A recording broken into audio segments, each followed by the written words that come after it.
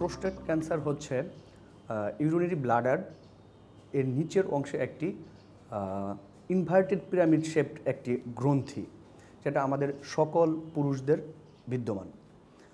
তো এই প্রোস্টেট গ্ল্যান্ডের যখন কোনো ক্যান্সার হয় তখন তাকে আমরা প্রোস্টেট ক্যান্সার বলে থাকি। প্রোস্টেট ক্যান্সার হওয়ার জন্য নির্দিষ্ট কোনো কারণ নেই, বাট কিছু রিস্ক ফ্যাক্টর আমরা জানতে পারি। যেমন বয়স বাড়ার সাথে সাথে প্রোস্টেট ক্যান্সার হওয়ার সম্ভাবনা বেড়ে যায়। রেস অর্থাৎ জাতিগত, সাধারণত দেখা যায় যে আফ্রিকান আমেরিকান যারা, তাদের প্রোস্টেট ক্যান্সার বেশি হয়। আবার এশিয়ান বা আমাদের দেশের প্রোস্টেট ক্যান্সারের হওয়ার সম্ভাবনা তুলনামূলকভাবে অন্যান্য জাতিদের চেয়ে কম। পারিবারিক ইতিহাস, যদি কারো পরিবারে বাবা দাদা বা ফার্স্ট ডিগ্রি রিলেটিভ যারা আছে তাদের প্রোস্টেট ক্যান্সারের ইতিহাস থাকে, তাহলে পরবর্তী প্রজন্মের প্রোস্টেট ক্যান্সার হওয়ার সম্ভাবনা 2 থেকে 3 গুণ বেড়ে যায়। তাছাড়া খাদ্যাভ্যাসও একটি জরুরি বিষয়।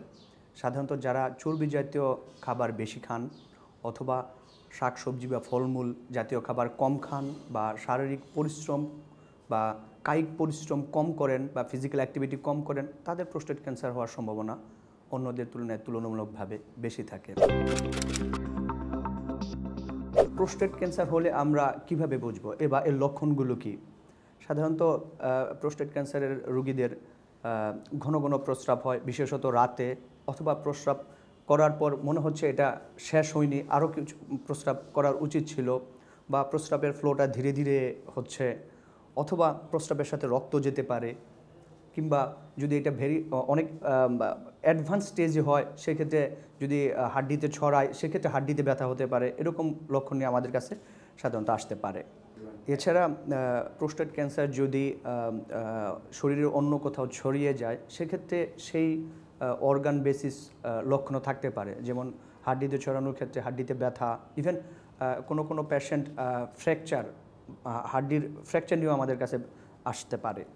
অথবা ফুসফুসে যদি ছড়ায় তাহলে সেক্ষেত্রে কাশি হতে পারে, শ্বাসকষ্ট হতে পারে, বা লিম্ফ নোডে বা শরীরের লিম্ফ গ্রন্থিতে যদি ছড়ায় আসলে সেটা ফুলে যেতে পারে, চাকা হতে পারে শরীরের বিভিন্ন জায়গায়।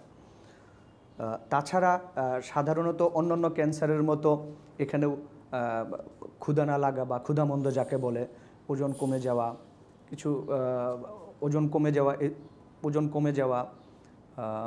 এ ধরনের লক্ষণও প্রকাশ পেতে পারে। প্রোস্টেট ক্যান্সার কোন স্টেজে আছে তা জানার জন্য আমরা যে পরীক্ষাগুলো করতে পারি সেগুলো হচ্ছে MRI অফ প্রোস্টেট, তারপর আমরা বোন স্ক্যান এবং হোল বডি MRI অথবা পেট স্ক্যান পর্যন্ত আমরা করতে পারি।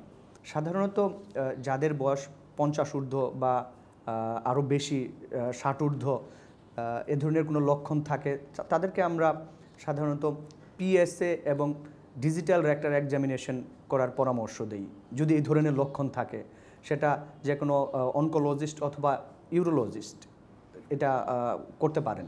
তারপর আমরা যদি কোনো PSA দেখি স্বাভাবিকের চেয়ে বেড়ে যাচ্ছে অথবা DRE করার পর তার প্রোস্টেট গ্রন্থির কোনো অস্বাভাবিকতা পাওয়া যাচ্ছে, সেক্ষেত্রে আমরা প্রোস্টেটিক বায়োপসি করতে বলি।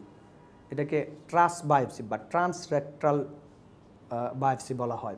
একই সাথে আমরা MRI করতে পারি, MRI মাল্টিপ্যারামেট্রিক MRI অফ প্রোস্টেট, যেটা ক্যান্সারের এক্সটেন্ট অফ ক্যান্সার, প্রোস্টেটের মধ্যে ক্যান্সারের এক্সটেন্টটা বলে দিবে। প্রোস্টেট ক্যান্সারের চিকিৎসা সাধারণত অপারেশন, কেমোথেরাপি, হরমোন থেরাপি এসব দিয়েই করা হয়। কখন কোনটা দিব তা নির্ভর করে প্রোস্টেট ক্যান্সার কোন স্টেজে আছে। যদি এটা লোকালাইজড ডিজিজ থাকে সেক্ষেত্রে সার্জারি এবং রেডিওথেরাপির প্রয়োজন হতে পারে।